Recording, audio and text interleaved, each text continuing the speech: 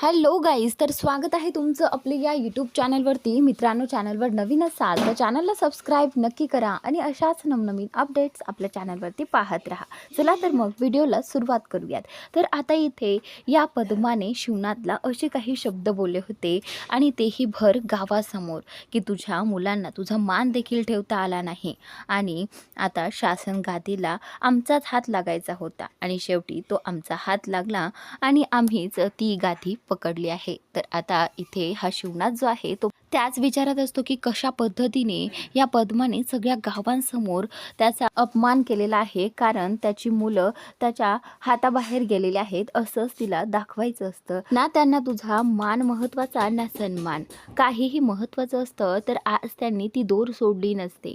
तर आता इथे हे जे गुरुजी जिथे असतात ते बोलतात, की हे पहा, पोरं अजून लहान आहेत आणि पुढच्या वर्षी घेतील की जबाबदारी, त्यामुळे तुम्ही एवढा विचार करू नका, सगळं काही व्यवस्थित होईल. तर त्यानंतर आता इकडे सगळेजण घरी आलेले असतात. माधव, श्रीधर, आप्पा, वेदा आणि राघव आणि उमा सगळेजण घरी आलेले असतात. घरी येऊन फक्त हाच विचार चाललेला असतो शिवनाथच्या मनात, की पोरं तिथं अशी का वागली, पोरांनी ती दोर का सैल केली, का सोडून दिली, हा विचार त्यांच्या डोक्यात चाललेला असतो. तेवढ्यातच वेदा जी आहे ती लगेचच त्या दोघांना जाब विचारू लागते, की श्रीधर आणि माधव दादा, तुम्ही दोघांनी असं का केलं, मला सांगा बरं. तर त्यावेळी उमा लगेचच तिला थांबवते आणि उमा म्हणते, की वेदा, तुला कळत नाही का, तिथे केवढं ऊन होतं, झालं असेल, निसटली असेल त्यांच्या हातनं दूर, त्यामुळे तुम्ही आता कोणीही या विषयावरती बोलू नका.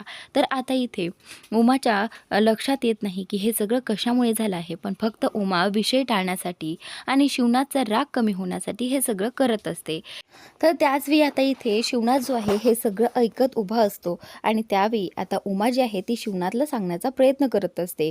मुलांना जोपर्यंत होता होईल तोपर्यंत मुलांनी ती दोर पकडली होती, त्यामुळे तुम्हीही जास्त काही काळजी करू नका. आणि तसंही ती दोर दुसऱ्या कोणी नाही तर माझ्या भावाच्या मुलीनेच तर पकडली होती ना, काय झालं, तीही आपल्या घरातलीच आहे. प्लीज तुम्ही सगळ्यांनी असा विचार करून आपण ती रीत तर चांगल्या पद्धतीने पार पाडली ना, तर आता या सगळ्याचा विचार करून तुमचं डोकं वगैरे दुखून घेऊ नका, असं उमा म्हणत असते. आणि त्यानंतर आता इथे शिवनाथ जे आहे ते तिथून निघून जातात आणि शिवनाथ गेल्यानंतर आता तिथून श्रीधर, माधव देखील त्या ठिकाणावरून निघून आपापल्या रूममध्ये जातात. आणि त्याचनंतर थोड्या वेळाने इथे ही जी उमा आहे तीही डोकं धरून बसलेली असते. कुठेतरी तिलाही मनस्ताप झालेला असतो या गोष्टीचा, की मुलांनी असं का केलं. तिलाही त्या मुलांना प्रश्न विचारायचे असतात, पण मुलांकडे उत्तरं नाही आहेत, त्यांच्या चेहऱ्याकडे पाहूनच कळत होतं.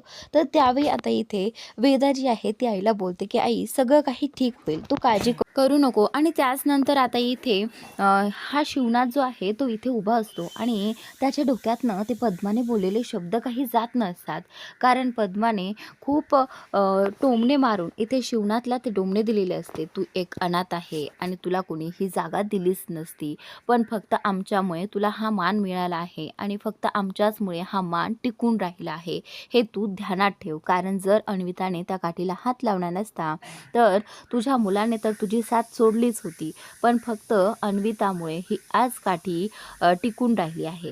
त्याचमुळे ह्या शासन गादीची जी काही किंमत आहे ना ती तशीच राहिली आहे, नाही तर तुझ्यामुळे आज सगळी काही धुळीला मिळाली असते, असं आता इथे ती म्हटली होती. तर त्याचनंतर आता इकडे उमाला कळत नसतं की आता हे सगळं कसं ठीक करावं, कारण आता सगळं काही विस्कळीत झालेलं आहे.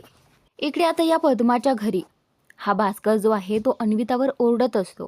तो अन्विताला जाब विचारत असतो, की तुला ती शासन गादी पकडायची काय गरज होती, तुला त्या दोरीला हात लावायचीच काय गरज होती, पडू द्यायचीस ना, तुला काय पडलं होतं एवढं. तर आता इथे तो खूप ओरडत होता तिच्यावरती आणि अन्विता घाबरत होती. अन्विता म्हणाली, माझ्या असं काही लक्षातच आलं नाही, मला फक्त एवढंच वाटलं की ती शासन गादी पडू नये, जेणेकरून आपला जो काही सालोबाज झालेला जो काही महोत्सव आहे तो खराब होऊ नये, असंच अन्विताला वाटत होतं. तर त्याचनंतर आता इथे ही पद्मा जी आहे ती भास्करला म्हणते, की भास्कर काय करतोय, किती चिडतो त्या पोरीवर, किती ओरडतोय, गप्प राहा जरा. तर त्यावेळी आता ती अन्विताला आपल्या जवळ बोलवते. जवळ बोलवल्यानंतर ती अन्विताला म्हणते, की अन्विता, हे बघ, तू काहीही चुकीचं केलं नाहीस, उलट तू चांगलंच केलं. तुझ्यामुळे मला त्या शिवनाथला 2 शब्द तर बोलता आले, तेही टोमणे मारून. आज तू जर त्या शासन गादीला हात लावला नसता तर मला त्याला उत्तर देताच आलं नसतं. तू एक चांगली गोष्ट केली आहे अन्विता, त्यामुळे तू आता या गोष्टीचा अजिबात विचार करू नको आणि टेन्शनही घेऊ नको. तर आता इथे अन्विताला कळालं आहे की तिची आतू जी आहे ती तिच्यावर खुश आहे.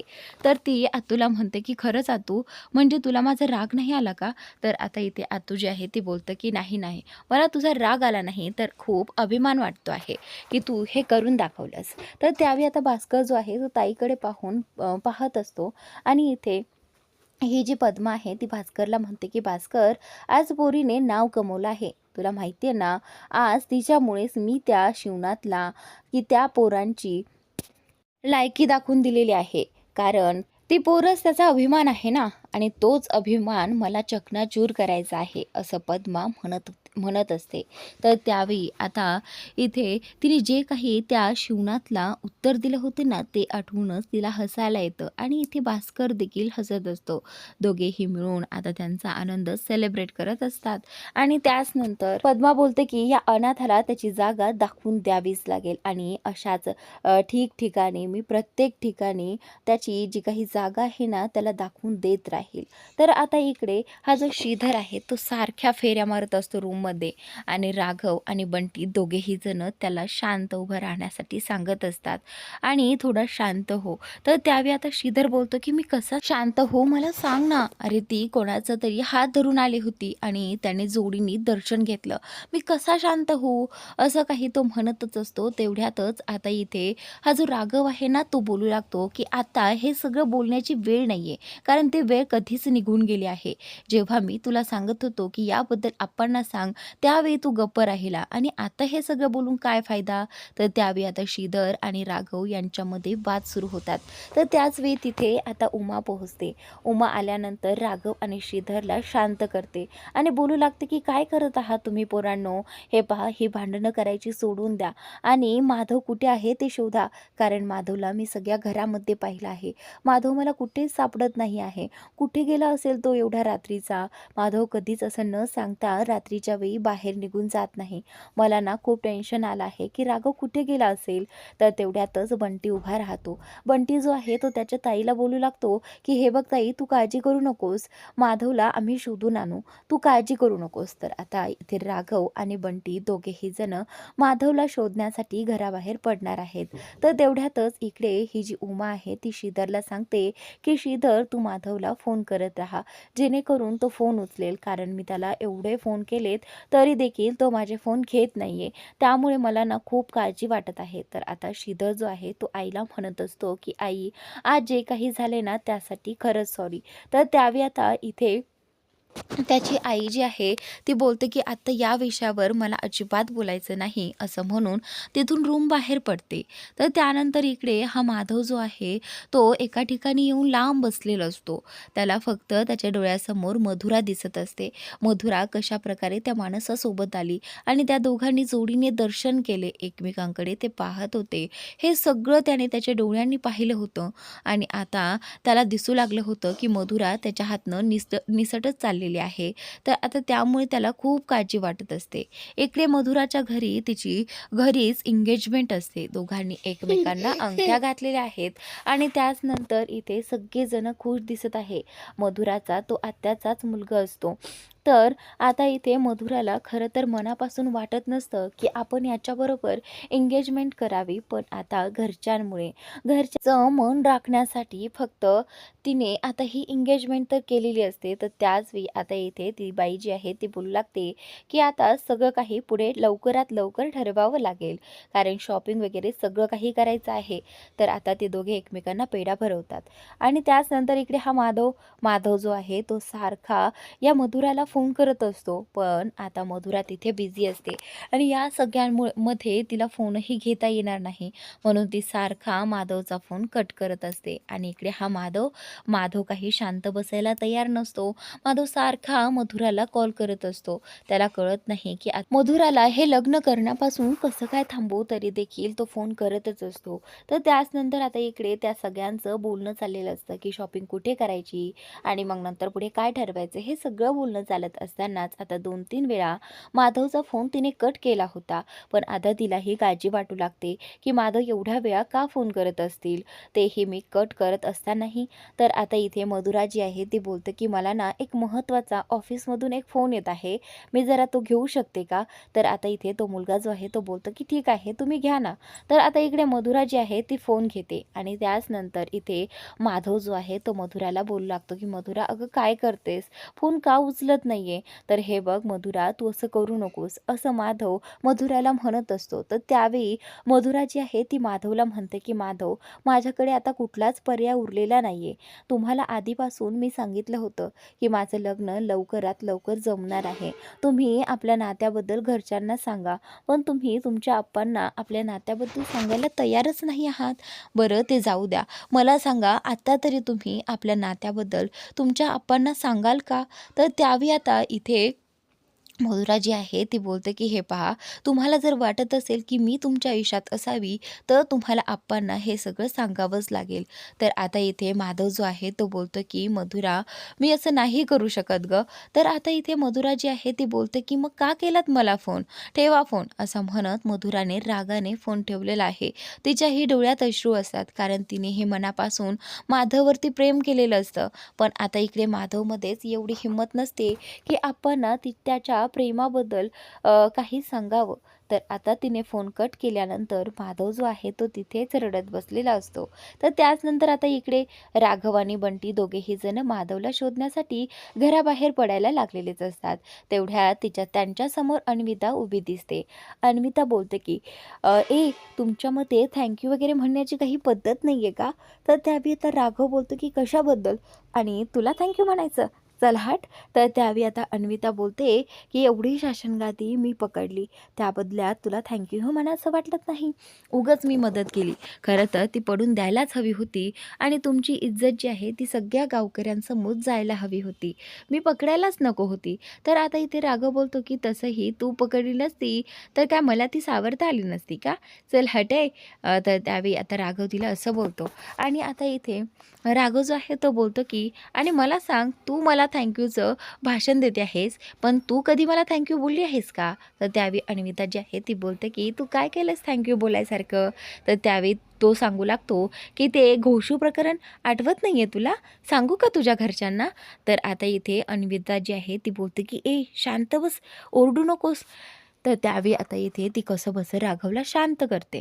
तर त्याचनंतर आता राघव बोलतो की हां, त्यावेळी आठवायला पाहिजे होतं ना, थँक्यू बोलायला पाहिजे की नाही.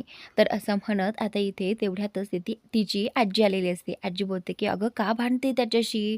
तर त्यावेळी आता इथे अन्विता जी आहे ती बोलते की बघ ना, तोच भांडतोय माझ्याशी, मला नाही बोलायचे त्याच्याशी. त्यानंतर आता इथे आजी जी आहे ती बोलते की हे बघ, भांड पण प्रेमाने भांड ना.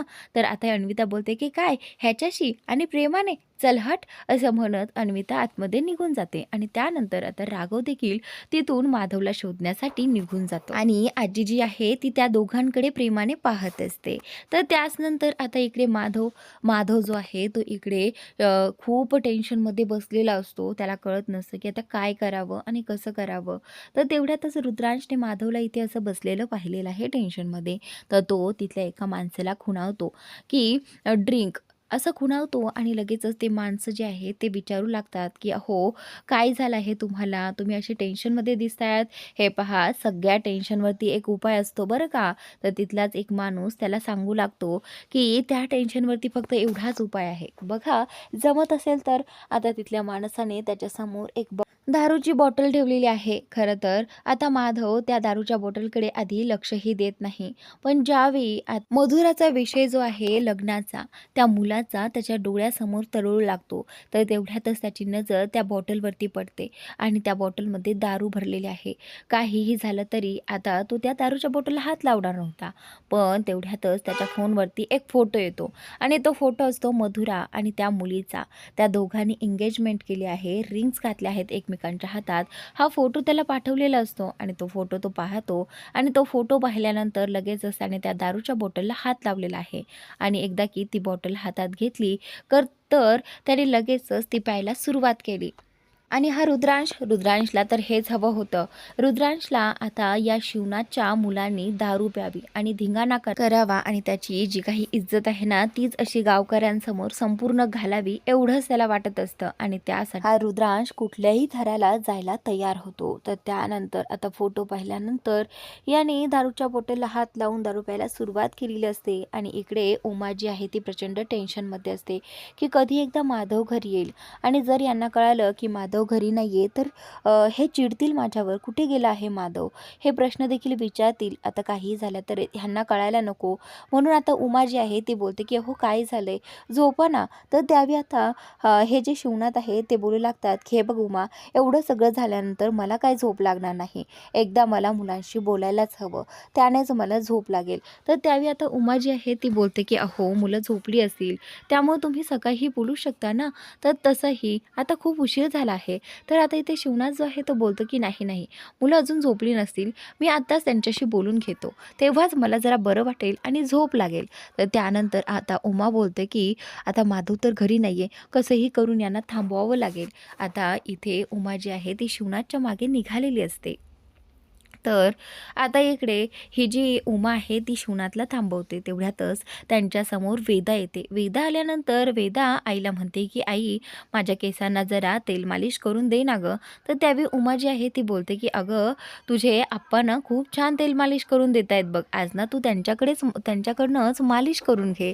तर आता इथे वेदा बोलते की हो का, मग मग तर मी माझ्या आप्पांकडनंच करणार, आप्पा देणार ना मला करून. तर त्यावेळी आप्पा बोलतात की ठीक आहे चल, देतो मी तुला तेल मालिश करून, असं म्हणत आता इथे उमालाही जरा बरं वाटतं. कारण आता जरी त्यांना थांबवलं आहे मुलांच्या रूमपर्यंत जाण्यापासून कसंही करून.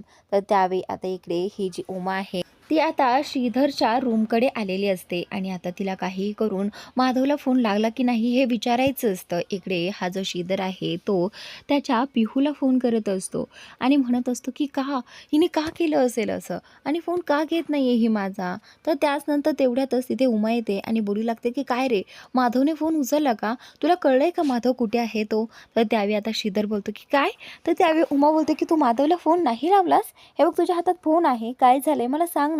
तर त्यावेळी श्रीधर बोलतो की हे बघ मी त्याला फोनच लावत आहे पण तो फोन नाही उचलते. तर आता इथे श्रीधर जो आहे तो पुढे आईला काही बोलायला जाणार, तेवढ्यातच ती बोलते की तू फोन लावत राहा आणि काही कळलं तर मला सांग. तर आता श्रीधर पुन्हा माधवला फोन ट्राय करतो. इकडे माधव जो आहे तो आता प्रचंड दारू पीत बसलेला असतो. ती पूर्ण बॉटल त्याने संपवत आणलेली आहे आणि आता त्याला त्या दारू पीत असताना खूप त्रास होतो, तरीसुद्धा त्याने ती दारू प्यायला बंद केलेलं नाहीये. इकडे हा रुद्रांश त्याला या अवस्थेत पाहत असतो आणि खुश असतो. त्याला फक्त हेच पाहायचं असतं की हा मुलगा आता दारू पिऊन कसा धिंगाणा करतो ते. तर आता तो हसत असतो आणि त्यानंतर आता हा रुद्रांश घरी जातो. घरी गेल्यानंतर लगेचच ही खबर त्याच्या आत्तूला देतो. तर मित्रांनो आता इथे राघव आणि बंटी माधवला शोधण्यासाठी बाहेर पडलेले असतात. ते सगळीकडे माधवला शोधतात पण माधव त्यांना कुठेही मिळत नाही. तर आता इथे एका ठिकाणी राघवला आणि बंटीला माधव दिसतो. तर त्याच वेळी आता दोघेही जण माधवला घरी घेऊन येणार आहेत. तर मित्रांनो आता पुढील भागात माधव पिलेला आहे म्हणून राघवने अशी ॲक्टिंग केली आहे की तो स्वतःच पिलेला आहे. कारण माधव इथे शिवनाच्या नजरेत खूप गुणी मुलगा आहे आणि त्यामुळे त्याची इमेज खराब होऊ नये म्हणून इथे राघवने आता असं दाखवलं आहे की तो प्यायला आहे. आणि त्याच नंतर आता इकडे राघवने माधवला घरी आणलेलं असतं आणि रूममध्ये झोपवलं देखील असतं, पण त्याच्या अंगाचा दारूचा जो काही वास आहे ना तो राघवच्या अंगाला लागलेला असतो. तर तेवढ्यातच शिवनाथला तो दारूचा वास येतो आणि दारूचा वास आल्यानंतर इथे शिवनाथने राघवला विचारला आहे की तू दारू पिऊन आलास. तर त्यावेळी आता इथे हा राघव जो आहे तो अशी ॲक्टिंग करतो की खरंच तू खूप प्यायला आहे. तर त्यावेळी आता इथे शिवनाथ जे आहे ते संदेशी राघवच्या कानाखाली देतात आणि हा सगळा प्रकार इथे पद्मा, भास्कर सगळेजण पाहत असतात की या शिवनाथच्या मुलाने दारू प्यायली. या शिवनाथला खूप अभिमान होता ना त्या मुलांवर आणि आज त्या मुलाने दारू प्यायली. लवकरच ही मुलं ह्या शिवनाथचा सगळा काही माज उतरवतील असं ही पद्मा इथे म्हणत असते. तर आता इथे उमा जी आहे ती रूममध्ये आली आणि उमाने माधवला असं पडलेलं पाहिलं आहे आणि उमा म्हणते आहे की बंटी हे सगळं काय आहे, माधवच्या अंगाचा असा दारूचा वास काय येत आहे. तर त्यावेळी बंटी जो आहे तो उमाला सांगू लागतो की ताई, राघवने दारू नाही प्यायली तर आपल्या माधवने दारू प्यायली आहे. तर हे ऐकल्यानंतर उमाला खूप आश्चर्य वाटतं की हे सगळं काय चाललं आहे. तर त्यावेळी आता माधवला वाचवण्यासाठी राघवने स्वतःने दारू पिली आहे असं माधवला त्यांच्या तावडीतून वाचवलं आहे. खरंच राघव, तू आपल्या भावांचा किती विचार करतो, हा विचार आता उमाच्या डोक्यात येतो. पण माधव एवढं पिलाच का असेल हा प्रश्न देखील तिला तिथे पडलेला असतो. तर मित्रांनो, आजचा भाग इथे संपलेला आहे. तर पुढील भाग नक्की पहा. व्हिडिओ आवडला तर व्हिडिओला लाईक करा आणि चॅनलला सबस्क्राईब नक्की करा.